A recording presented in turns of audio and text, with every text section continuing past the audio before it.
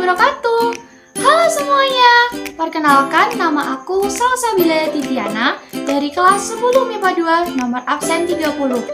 Jadi, kali ini aku akan menceritakan mengenai sejarah Kerajaan Pajang. Simak videonya ya. Kalian tahu nggak sih gimana asal-usul Kerajaan Pajang? Enggak? Sama. Simak videonya. Asal-usul Kerajaan Pajang. Pajang merupakan sebuah kerajaan yang berdiri sebagai pengganti dari Kerajaan Demak. Awalnya, Kerajaan Pajang merupakan salah satu daerah yang berada dalam wilayah pemerintahan Kerajaan Demak. Secara garis besar, Pajang akhirnya berhasil mendapatkan status kerajaan setelah melakukan kudeta. Kudeta ini dipimpin oleh Bupati Pajang bernama Hadiwijaya atau Jaka Tingkir. Kerajaan Pajang merupakan kerajaan Islam pertama yang berlokasi di tengah pedalaman Jawa. Pada awal mulanya, wilayah dan kedaulatan Kerajaan Pajang hanya meliputi Jawa Tengah saja. Namun, seiring berjalannya waktu, Pajang juga mendapatkan pengakuan dari beberapa kerajaan lain di Jawa Timur. Dengan demikian, Pajang mulai dikenal di Pulau Jawa. Nah, jadi begitulah asal-usul Kerajaan Pajang. Pertanyaan selanjutnya, di mana letak Kerajaan Pajang itu? Di mana, hayo? Masih belum tahu? Mari kita cari tahu. Letak Kerajaan Pajang. Kerajaan Pajang merupakan kerajaan Islam yang menjadi pengganti Kerajaan Demak di Pulau Jawa. Pusat kekuasaan Pajang tepatnya berada di daerah Jawa Tengah, Lawean, Pajang, Surakarta. Secara geografis, wilayah Pajang merupakan kawasan dataran rendah yang subur dengan aliran Sungai Bengawan Solo. Meskipun berada di daerah pedalaman Jawa, Kerajaan Pajang memiliki cakupan wilayah kekuasaan yang luas. Wilayah kekuasaannya meliputi Pengging, Tingkir, Butuh, Madiun, dan juga daerah dengan aliran Sungai Bengawan Solo seperti Bagelan, Blora, Kedu, Kediri, Banyumas, Madura, dan Surabaya. Gimana teman-teman? Udah tahu kan di mana letak Kerajaan Pajang itu? Lalu, siapa sih pendiri Kerajaan Pajang? Langsung simak aja ya videonya. Pendiri Kerajaan Pajang. Pendiri Kerajaan Pajang adalah Jaka Tingkir atau yang lebih dikenal dengan Sultan Hadiwijaya. Sultan Hadiwijaya berhasil mendirikan Pajang setelah meruntuhkan Kerajaan Demak dengan bekerja sama bersama Ratu Kalinyamat.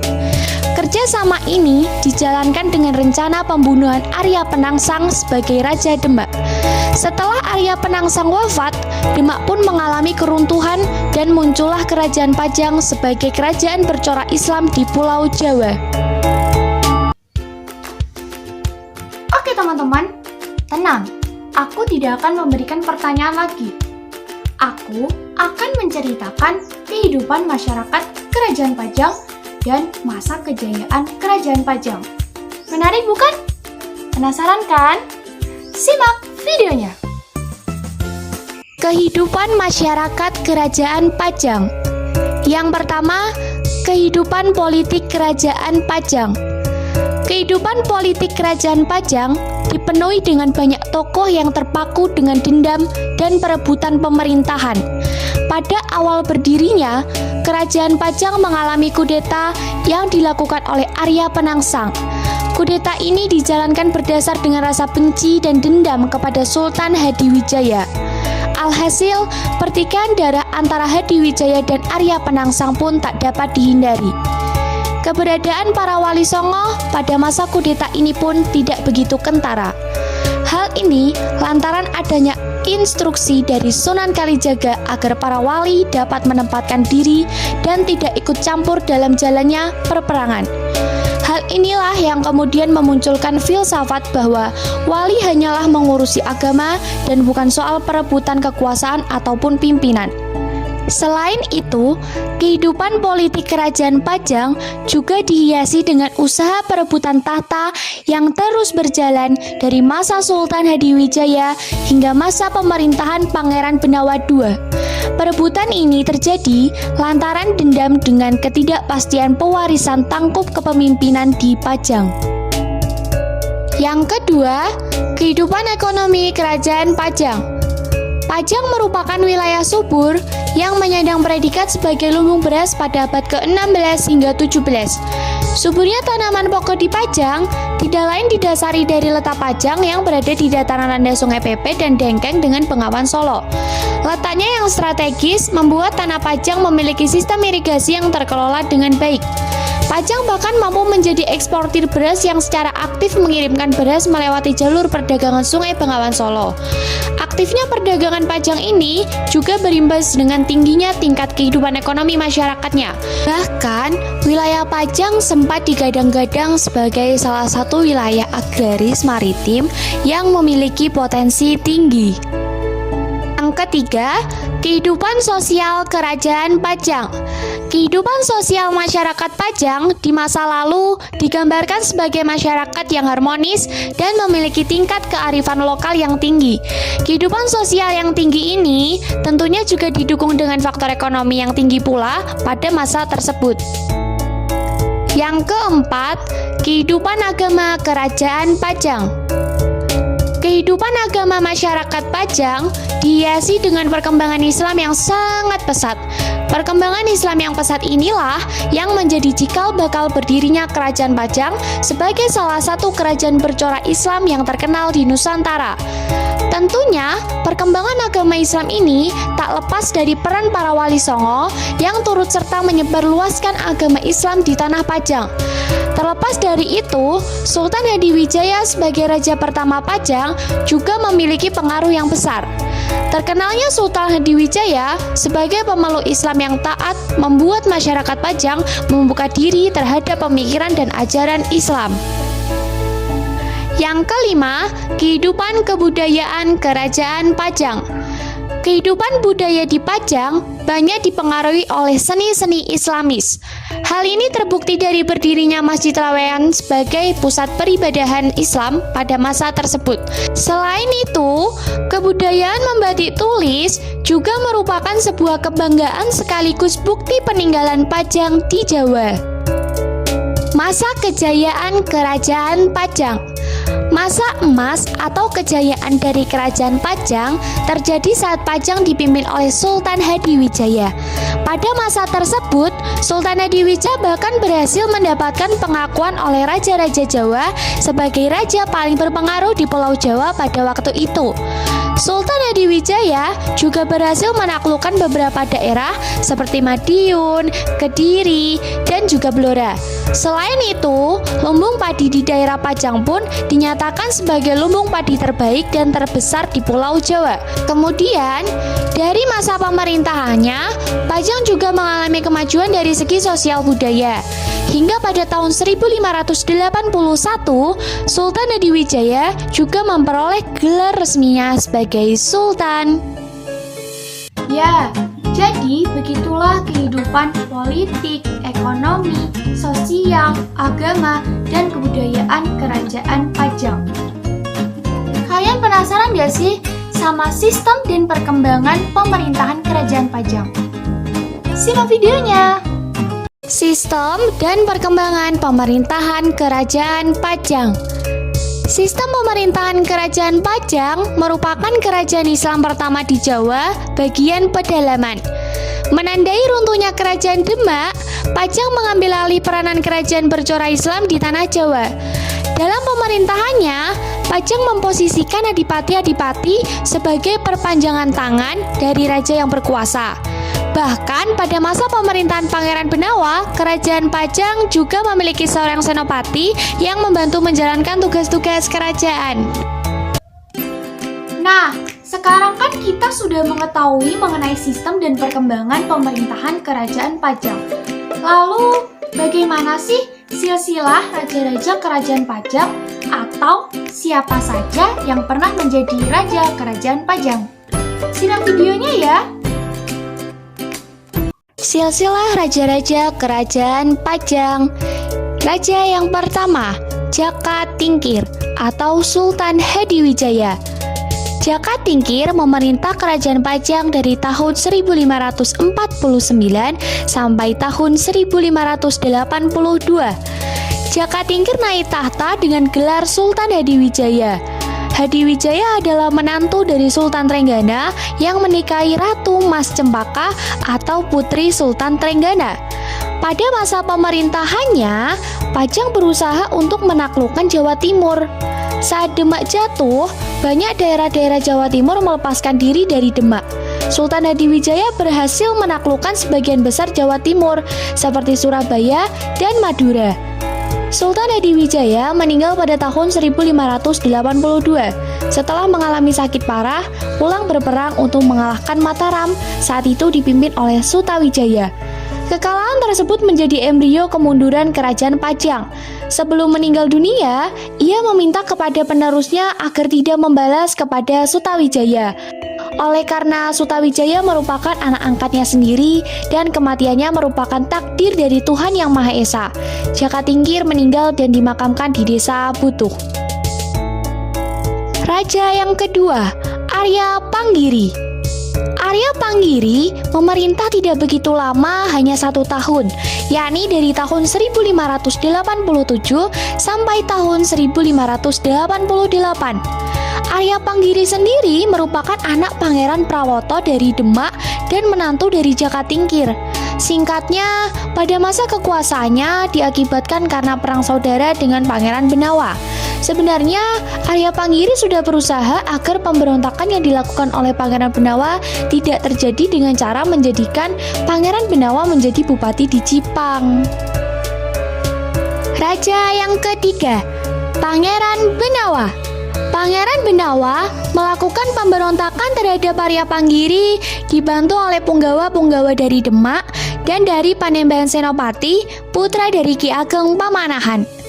Masa pemerintahannya tidak begitu lama, karena Pangeran Benawa lebih memilih untuk menyiarkan agama Islam daripada mengurusi kerajaan Pajang. Pada masa inilah yang menjadi titik awal keruntuhan dari kerajaan Pajang, karena pada saat yang sama muncul kerajaan Mataram Islam di Jawa. Pangeran Benawa adalah putra dari Jaka Tingkir dan memerintah dari tahun 1588 sampai tahun 1589. Raja yang keempat, Gagak Bening. Raja Gagak Bening merupakan raja dari kerajaan Pajang yang berdaulat penuh loh. Gagak Bening sendiri diangkat menjadi raja karena dipilih oleh Panembahan Senopati atas permintaan Pangeran Benawa. Gagak Bening memerintah dari tahun 1589 sampai tahun 1591. Gagak Bening mengambil alih tahta. Selama masa pemerintahannya, Gagak Bening banyak melakukan perluasan wilayah.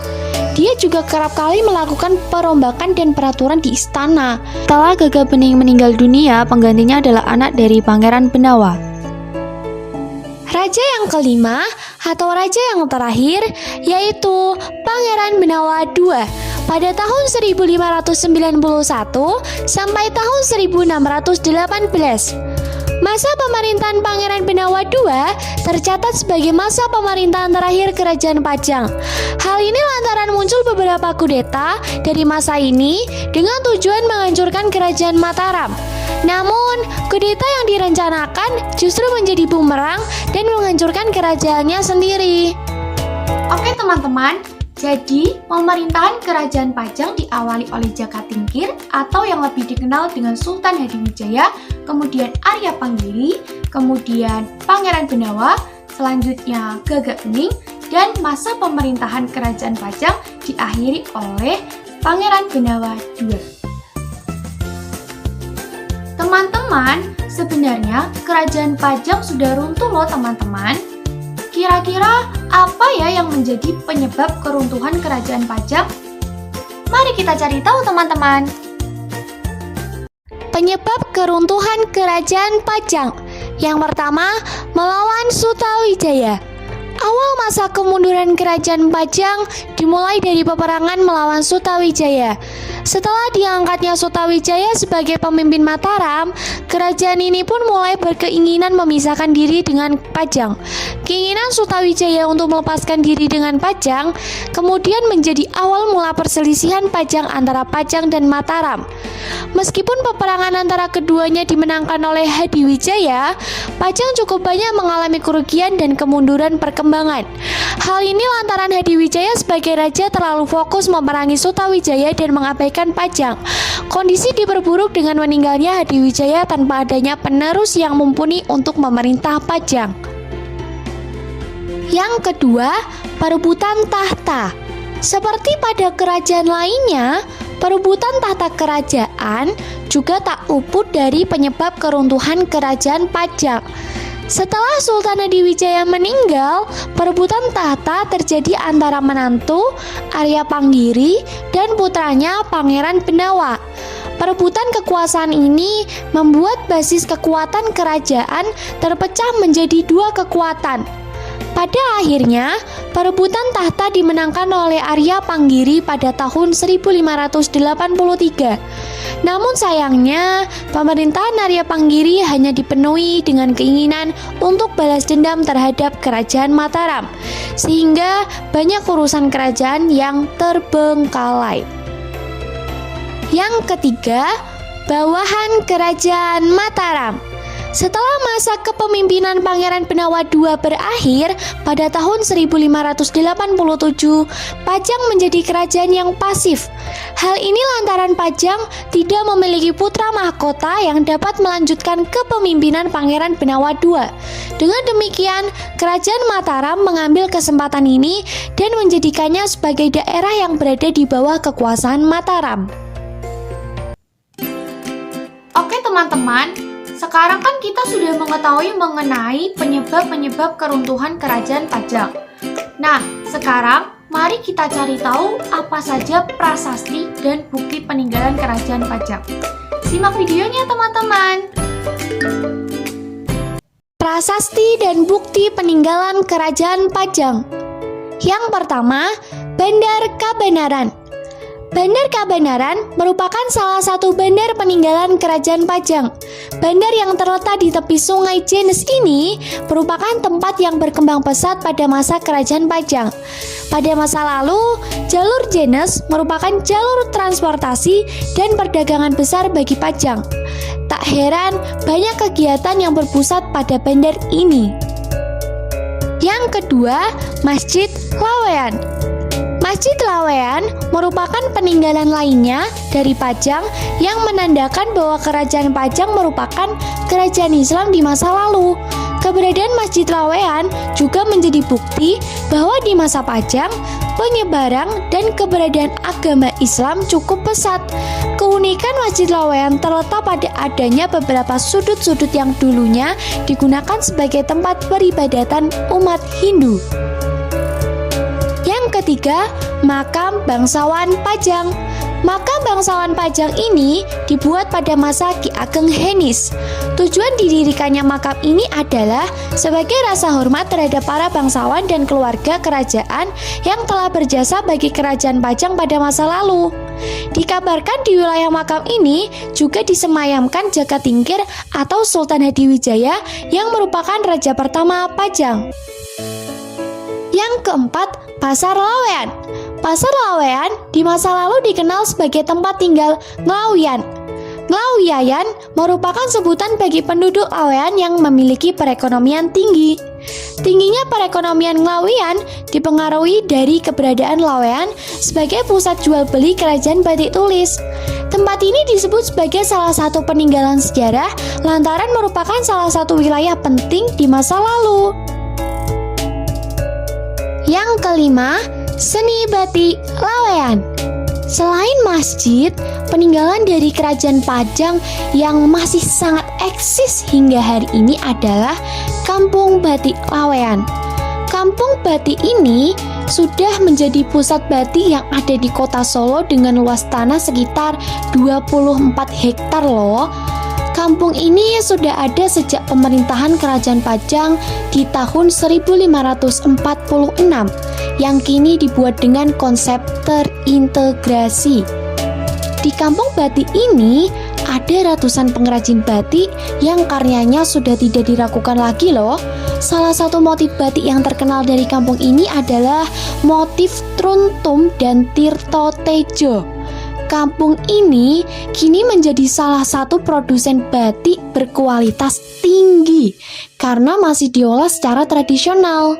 Sesuai dengan nama dari kampung ini, yaitu Lawean, yang artinya utas dalam bahasa Jawa. Di kampung batik ini, kita tidak hanya bisa membeli berbagai jenis dan motif batik yang dijual di sana, tetapi kita juga bisa melihat secara langsung proses pembuatan batiknya loh, baik yang masih tradisional hingga yang modern. Yang keenam, makam Sultan Hadiwijaya. Sultan Hadiwijaya atau lebih dikenal dengan nama Jaka Tingkir adalah pendiri sekaligus raja dari Kerajaan Pajang ya. Jaka Tingkir meninggal dunia di tahun 1582 dan dimakamkan di kampung halaman sang ibunda. Sayangnya, lokasi dari makam Jaka Tingkir ini ternyata tidak banyak diketahui oleh banyak orang. Makam Jaka Tingkir berada di pelosok perkampungan masyarakat, tepatnya di Desa Butuh, Dusun 2, Sragen. Berbeda dengan makam-makam raja-raja Solo dan Yogyakarta yang megah dan banyak dikunjungi wisatawan, makam Jaka Tingkir ini sangatlah sederhana yang berada di kompleks pemakaman Butuh. Dalam kompleks pemakaman itu terdapat satu masjid yang juga diberi nama Masjid Butuh. Makam dari Jaka Tingkir atau Sultan Hadiwijaya ini terbilang cukup sepi dari wisatawan karena lokasinya yang cukup sulit untuk ditempuh dan juga agak jauh dari perkotaan. Oke teman-teman, jadi kurang lebihnya seperti itulah sejarah mengenai Kerajaan Pajang. Kurang lebihnya mohon maaf. Terima kasih sudah menonton dan menyaksikan video saya. Saya pamit dulu. Wassalamualaikum warahmatullahi wabarakatuh.